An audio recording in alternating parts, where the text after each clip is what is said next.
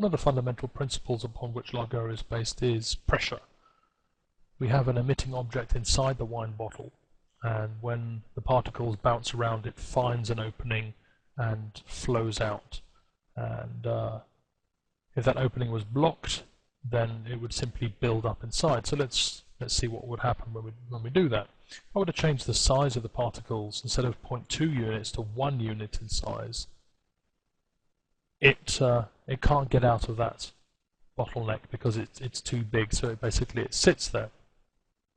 Now we only emit once in this case, so if I were to go inside the compound and say, let's say emit every frame, it builds up until it can't actually occupy any more volume and stops emitting. And this is what this perform space check does.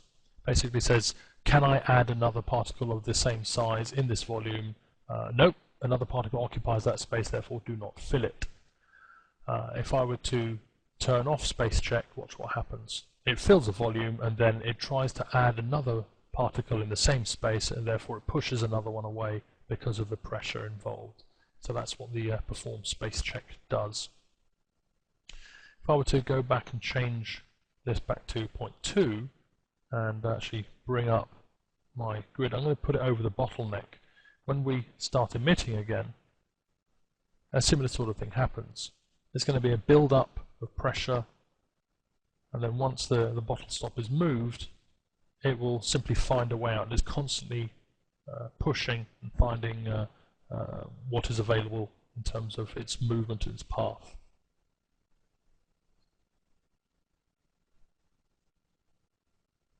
Let's turn off the every frame and go back to once at frame and just have a look at the simulation.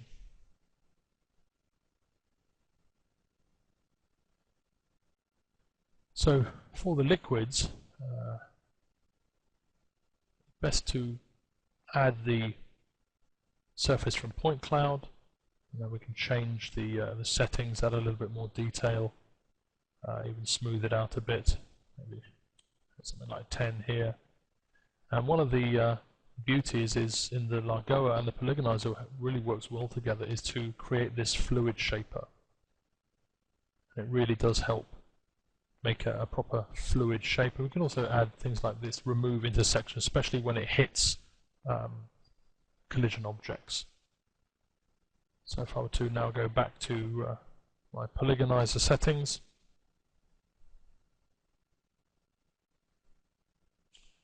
just lock that for now.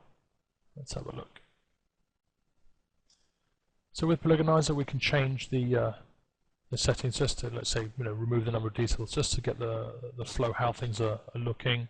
And once we get to the final result, you can crank it up at any frame and then say, let's go and add a little material on here.